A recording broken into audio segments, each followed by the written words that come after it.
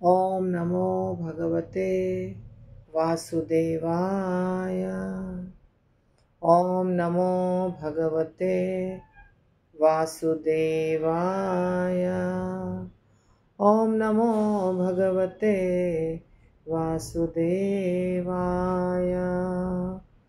नारायणं नमस्कृत्य नरं चैव नरोत्तमं देवीं सरस्वतीं व्यासं ततो जयमुदीरयेत्। नष्टप्रायेषु भद्रेषु नित्यं भागवत सेवया भगवतीरुत्तमश्लोके भक्तिर्भवति नैष्ठिकी। कृष्णाय वासुदेवाय देवकीनन्दनाय च नन्दगोपकुमाराय गोविन्दाय नमो नमः। श्रील प्रभुपाद की जय। श्रीमद् भागवतम पहला स्कंद 12वां अध्याय 23वां नंबर श्लोक। हाँ, इसका परपोर्ट काफ़ी बड़ा है तो हमने थोड़ा किया है, एक पैराग्राफ कर लिया, उसके आगे हम करते हैं। पितामह समः साम्ये प्रसादे गिरीशोपमः आश्रय सर्वभूतानां यथा देवो रमाश्रयः। ये श्रीमद् भागवतम का श्लोक है। अर्थ हमने देख लिया है कि परीक्षित महाराज में क्या क्या गुण होंगे उसकी चर्चा कर रहे हैं ब्राह्मणगण। तो बहुत सारे गुण हैं परीक्षित महाराज में। मन की समता में युधिष्ठिर महाराज के समान या ब्रह्मा जी के समान, क्योंकि पितामह शब्द का प्रयोग किया गया है। दानशीलता में शिव जी के समान और आश्रय देने में भगवान नारायण के समान। ठीक है, तो दूसरा पैराग्राफ यहाँ से शुरू होता है। शिव भिखारियों को दान देने हेतु विख्यात देवता है। शिव जी जो है ना, दानी कहलाते हैं। एक तो उनका नाम है भोला बाबा। हमारे साइड उनको शिव जी नहीं कहता है कोई भी, शंकर जी, शिव जी, ये सब कुछ नहीं, सब उनको कहते हैं भोला बाबा। भोला के देखेला बेकल भैले जियरा, लोकल गीत है ये, फोक सॉन्ग। भोला के देखेला बेकल भैले जियरा के चढ़ावे फूल बेल फूल के नहीं के चढ़ावे अक्षत चंदन के चढ़ावे के बेलपतिया, भूल गई मैं। तो ये जो गीत है लोकल, तो यहाँ भोला बाबा कहते हैं। ये जो देवघर है झारखंड में अभी है, पहले बिहार में था, तो वहाँ पे कोई नहीं कहता है शिव जी, भोला बाबा, क्योंकि वो बहुत भोले भाले हैं। शिव जी को प्रसन्न करना बहुत आसान है और शिव जी बहुत दयालु हैं, बहुत दयालु। इसीलिए उनके जो गण होते हैं ना, सब अजीब टाइप के होते हैं, साधारण मनुष्य नहीं रहते हैं उनके गण। ऊट पटांग सब, भूत प्रेत पिशाच, स्मशान घाट वाले, हर प्रकार के जो लोग होते हैं सब गण बन जाते हैं उनके। अभी देखिए नागा बाबा जो है, पूरा नागा बाबा का डिपार्टमेंट, वो सब शिव जी के भक्त हैं। तो बहुत जल्दी प्रसन्न होते हैं, इसलिए उनका नाम एक है आशुतोष। आशु यानी शीघ्र, तुरंत, तोष यानी तुष्ट हो जाते हैं। आशुतोष, शीघ्रता से प्रसन्न होने वाले। वे भूतनाथ भी कहलाते हैं, क्योंकि भूत, मैंने बताया ना, भूत प्रेत सब फॉलोअर हैं शिव जी के। क्योंकि शिव जी सबको शरण देते हैं, किसी को नहीं भगाते हैं। चाहे तुम कोई भी हो, तुम मेरे ग्रुप में शामिल हो सकते हो। यह शिव जी की विशेषता है। तो उनका नाम है भूतनाथ, जिसका अर्थ है सामान्य गवई लोगों के स्वामी, जो उनके प्रति इसीलिए आकर्षित होते हैं क्योंकि वे भावी परिणामों का विचार किए बिना उदार वर देते रहते हैं। भगवान शिव जी बहुत जल्दी प्रसन्न होते हैं और वरदान देते हैं। आपको पता है कि उन्होंने वरदान दे दिया भौमासुर को कि जिसके ऊपर हाथ रखूँगा वो समाप्त हो जाएगा, खत्म हो जाएगा, जल के भस्म हो जाएगा।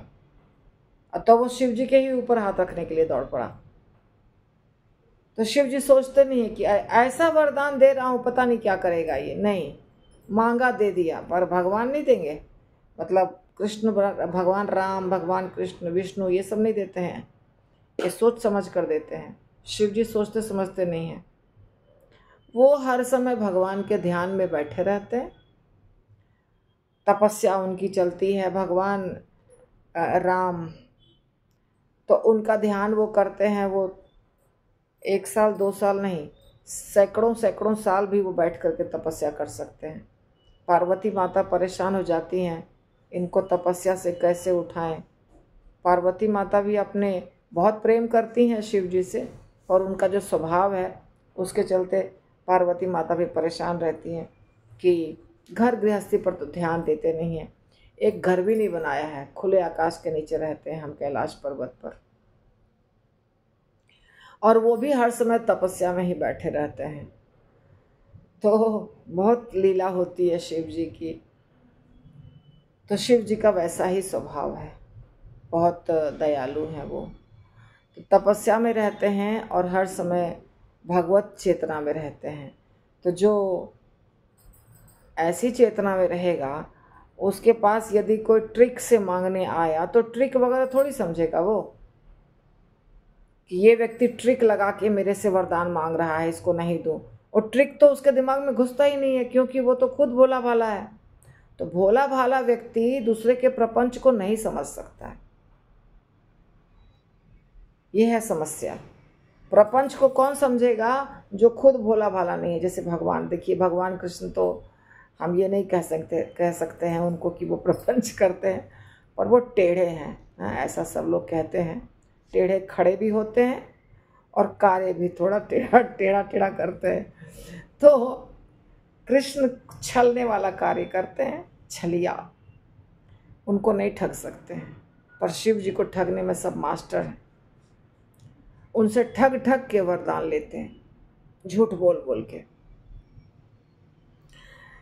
रावण शिव के प्रति अत्यधिक आसक्त था और वह उन्हें सरलता से प्रसन्न कर लिया और बाद में शक्तिशाली बन गया।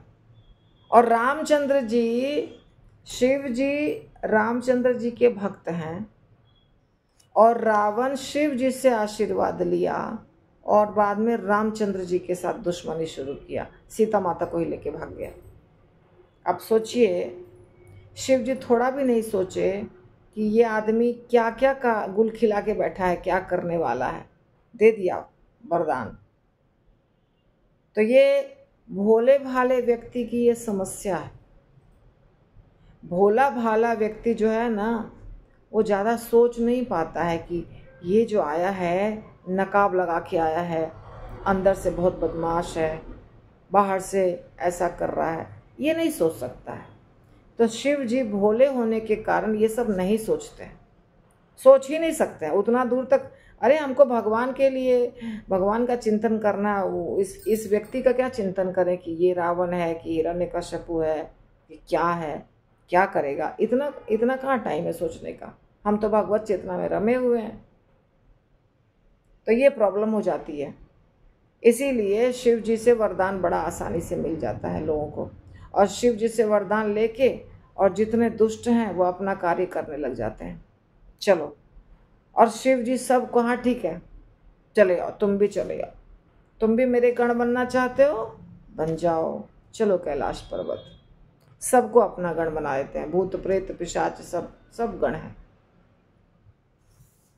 निस्संदेह जब रावण शिव के आराध्य भगवान श्री राम से लड़ा तो शिव जी ने उसकी सहायता नहीं की। वो तो नहीं करेंगे, बाद में लड़ते समय थोड़ी सहायता करेंगे, लेकिन वरदान देते समय नहीं सोचते हैं। शिव ने वृकासुर को ऐसा वरदान दिया जो न केवल उपहासास्पद था अपितु भयावह भी था। शिव के कृपा से वृकासुर इतना शक्तिशाली हो गया, वह किसी के भी मस्तक पर, वही भौमासुर जो बोला वही वृकासुर भौमासुर एक ही है, पता नहीं, मुझे तो लगता है एक ही है। तो जिसके सिर पर हाथ रखूंगा वो मर जाए।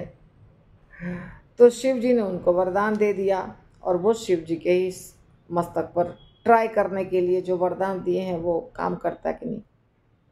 परंतु भगवान विष्णु बचाते हैं हर समय। मुसीबत में जब फंस जाते हैं कोई भी, तो भगवान विष्णु बचाए शिव जी को। तो शिव जी जब मुसीबत में फंस गए तो भगवान विष्णु के पास गए और भगवान विष्णु ने छल किया। छल करके वृकासुर को अपने ही मस्तक पर हाथ रखवाया। बोला कि अरे ये तो शिव जी के वरदान का कोई वैल्यू नहीं है, ये तुमको वरदान दिए, इनका वरदान झूठा होता है, ट्राई करके देखो जो बोले हैं वो सच में होता है क्या। ऐसा प्रभुपाद लिख रहा है। तो अपने ही सिर पे हाथ रखा और खुद ही भस्म होके समाप्त हो गया। तो उसने वैसा ही किया और समाप्त हो गया। यह संसार देवताओं के चालाक याचक के समस्त संकटों से मुक्त हो सका।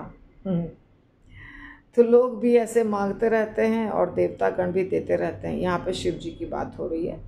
तो सबसे आनंददायी बात यह है कि शिव कभी किसी को किसी प्रकार का वरदान देने से मना नहीं करते हैं, बहुत उदार हैं। तो अतएव वे सर्वाधिक उदार हैं, यद्यपि कभी कभी उनसे ऐसी कुछ भूल हो जाती है। तो उदार जो रहता है ना उसको ठग लेते हैं जो चालाक व्यक्ति हैं। अभी आपको एक एग्जांपल दूंगी जिसमें कौन उदार है और कौन चालाक है, आप समझ जाएंगे। बलि महाराज वो भी उदार थे, दानी। और चालाक कौन है? भगवान विष्णु, जो कि वामन बन के गए और ठग लिए। तो ठगने का काम भगवान विष्णु करते हैं, कृष्ण करते हैं, भगवान राम नहीं किए हैं।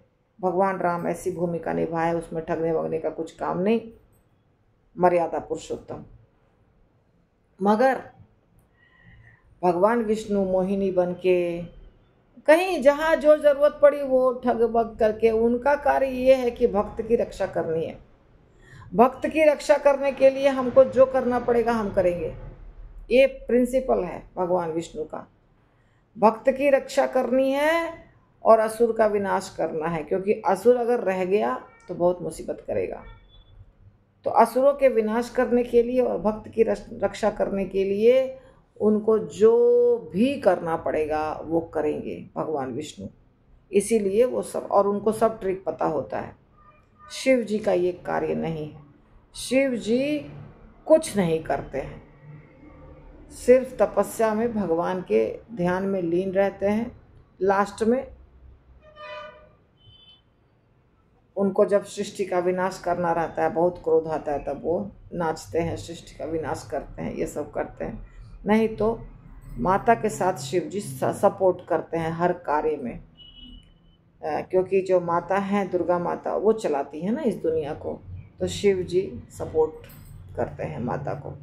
इस प्रकार सबके कार्य अलग अलग हैं। उनका स्वभाव बहुत उदार है, भोले भाले हैं, दानी हैं, सबको शरण में लेते हैं। ये सब उनके बहुत अच्छे अच्छे क्वालिटीज़ हैं भगवान के। तो ये होगा परीक्षित महाराज में। रमा का अर्थ है भाग्य की देवी, लक्ष्मी। लक्ष्मी जी का दूसरा नाम है रमा। उनके आश्रय भगवान श्री विष्णु हैं। भगवान जीवों के पालक हैं। जीव असंख्य होते हैं जो न केवल इस ग्रह पर रहते हैं, हर ग्रह पर, लाखों जितने ग्रह हैं सब पर जीव रहते हैं। आत्म साक्षात्कार के मार्ग पर अग्रसर होने हेतु उन सबको जीवन की समस्त सुविधाएं प्रदान की जाती हैं। लेकिन इंद्रिय तृप्ति के मार्ग में वे माया के कारण कठिनाई में फंस जाते हैं। अतएव वे आर्थिक विकास की मिथ्या योजना के मार्ग पर जाते हैं। प्रभुपाद जी बहुत धीरे धीरे समझाते हैं किसी चीज़ को, सिंपल। बहुत बड़ी विशेषता है प्रभुपाद के बुक की सिंपल लैंग्वेज रहता है, सब लोग समझ सकते हैं, कम पढ़े लिखे भी समझ सकते हैं, कोई दिक्कत नहीं है। तो प्रभुपाद लिखते हैं, चूँकि लक्ष्मी जी की बात हो रही है ना, रमा यानी लक्ष्मी जी, इसलिए बता रहे हैं कि देखिए लक्ष्मी जी के ही पति हैं विष्णु भगवान। विष्णु भगवान सब जीवों का पालन पोषण करते हैं, सबको शरीर भी मिला है, सब जगह जीव भी हैं, सारे ग्रहों पर जीव रहते हैं और उनको सब प्रकार की सुविधा भी भगवान विष्णु दिए हैं। जहाँ भी जो रहता है उनको उस प्रकार की सुविधा दिए, परंतु साथ साथ में ये 11 इंद्रियां भी हैं। तो ये 11 इंद्रियों की तृप्ति करने के चक्कर में जीव माया में फंस जाता है, और माया में जब फंस जाता है तो उसको सबसे महत्वपूर्ण चीज क्या दिखाई देता है? धन। यदि धन है तो हर सुविधा मिलेगी, तो धन जमा करो। और धन जमा करते समय फिर हर प्रकार का प्रपंच शुरू हो जाता है, गलत कार्य शुरू हो जाते हैं। धन एक साधन है, धन एक साधन है जिसके द्वारा आप बहुत सारा साध्य या बहुत सारी चीज़ें इकट्ठा कर सकते हैं। तो इसीलिए फिर वो आर्थिक विकास का मतलब, अर्थ का मतलब क्या होता है? अर्थ का दो मतलब होता है, एक होता है अर्थ यानी मीनिंग, मतलब, और एक होता है अर्थ यानी इकोनॉमी, पैसा। आर्थिक विकास यानी डेवलपमेंट, इकोनॉमिकल डेवलपमेंट, यानी कि कैसे हम अपने जीवन के स्तर को उठाएंगे आर्थिक दृष्टिकोण से। यानी हमारे पास ज़्यादा पैसा होगा, पूरे घर में ज़्यादा पैसा होगा, पूरे परिवार में ज़्यादा पैसा होगा, पूरे देश में ज़्यादा पैसा होगा। तो सारे लोग इसी में जुड़े हुए हैं। अब देखिए, यदि आपको भगवत भक्ति करनी है, भगवान की भक्ति करनी है, तो काम कम करेंगे आप, थोड़ा कम काम करना होगा।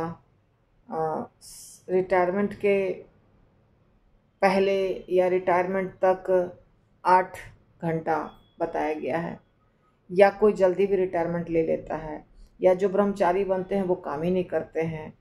तो जो आध्यात्मिक दिशा में लोग लगते हैं वो क्या करते हैं? या तो कम काम करते हैं या तो काम ही नहीं करते हैं, और अपने शरीर का, अपने समय का उपयोग आध्यात्मिक चेतना को उठाने में करते हैं। जितने लड़के ब्रह्मचारी बन गए वो सब इंजीनियर हैं या डॉक्टर हैं या MBA हैं या कुछ भी जो पढ़ाई किए हैं, उसके अनुसार वो बहुत धन कमा सकते थे, कम या बहुत, परंतु उन्होंने क्या किया? धन कमाना छोड़ दिया, धन कमाने के पीछे नहीं पड़े। जो लोग भक्ति कर रहे हैं और नौकरी करते हैं, वो सिर्फ नौकरी करते हैं और उतना में ही खुश रहते हैं, तो वो भी ज़्यादा धन के पीछे नहीं पड़े हैं। जो रिटायरमेंट ले लिए हैं वो भी कुछ नया बिजनेस नहीं कर रहे हैं। रिटायरमेंट लिया, अभी हम पूरी तरह से भगवान की सेवा करेंगे। तो इस प्रकार ये सब लोग धन के पीछे नहीं पड़े हैं, धन को थोड़ा साइड में करके आध्यात्मिक चेतना को उठाने के पीछे पड़े हैं। जब आध्यात्मिक चेतना को उठाने के पीछे आप पड़िएगा तो आपका धन के तरफ ध्यान कम जाएगा, यानी आर्थिक विकास नहीं होगा, ज़्यादा कम होगा आर्थिक विकास। आध्यात्मिक विकास की तरफ अगर आप ध्यान देते हैं, उसके कारण अगर आप इंद्रिय तृप्ति करते हैं और आलसी हैं तो वो तो फिर कोई काम की बात नहीं। तो जो लोग बहुत धन कमाने के पीछे रहते हैं उनके पास समय नहीं है, आर्थिक विकास के पीछे बहुत लगे रहते हैं, आध्यात्मिक विकास का समय उनके पास बिल्कुल नहीं रहता है। और ऐसा आर्थिक विकास कभी सफल नहीं होता, क्योंकि ये भ्रामक है। ये प्रभुपाद कह रहे हैं भ्रामक है, मतलब कुछ फायदा नहीं होने वाला है। ज़्यादा धन कमाने के बाद भी जीवन की जो समस्याएं हैं, जन्म मृत्यु जरा व्याधि, वो समाप्त नहीं होगी, ये कहने का मतलब है। परंतु ये लोग लक्ष्मी के पीछे भागते हैं और भगवान विष्णु को छोड़ देते हैं। पर लक्ष्मी जी कहाँ रहेंगी? जहाँ भगवान विष्णु रहेंगे। ऐसा प्रभुपाद कह रहे हैं कि भगवान श्री विष्णु के बिना लक्ष्मी जी नहीं रहेंगी, कोरी माया है। अतएव हमें प्रत्यक्ष रूप से लक्ष्मी जी का आश्रय न ढूंढकर भगवान विष्णु का शरण लेना चाहिए, भगवान विष्णु का आश्रय लेना चाहिए। केवल भगवान श्री विष्णु तथा उनके भक्त ही सबको आश्रय प्रदान कर सकते हैं। चूँकि महाराज परीक्षित की रक्षा स्वयं भगवान विष्णु कर रहे थे, अतएव यह सर्वथा संभव था कि वे अपने शासन में रहने वाले सबको पूरा पूरा संरक्षण प्रदान कर सके। तो ये बहुत दूर की बात समझाई है प्रभुपाद ने कि आपको लक्ष्मी जी के पीछे नहीं भागना चाहिए, आपको भगवान विष्णु के पीछे भागना चाहिए। और यहाँ पर इस श्लोक में ये अर्थ बताया जा रहा है कि परीक्षित महाराज में वैसा गुण होगा जैसा गुण भगवान नारायण में है, सबको अपने आश्रय में रखने वाला गुण। शिव जी का हम डिफरेंट अलग तरीके से देखें और विष्णु भगवान का संरक्षण प्रदान करेंगे, रक्षा करेंगे हमारी। भगवान विष्णु संरक्षण देंगे, आश्रय देंगे, शरण देंगे, ये गुण होगा। तो यदि हम भगवान विष्णु के शरण में जाएंगे तो लक्ष्मी भी मिल जाएंगी, थोड़ा बहुत जुटना चाहिए, और भगवान रक्षा भी हमारी करेंगे, हमको हमारी संरक्षण करेंगे, आश्रय देंगे और भक्ति तो मिलेगी ही। तो यहाँ पर ये बेसिकली आश्रय देने वाला होगा, ये लिखा गया है। नारायण के समान सबको आश्रय देने वाला होगा। तो प्रभुपाद ने इसको इतना बड़ा किया, ठीक है। तो ग्रंथराज श्रीमद् भागवतम की जय, श्रील प्रभुपाद की जय।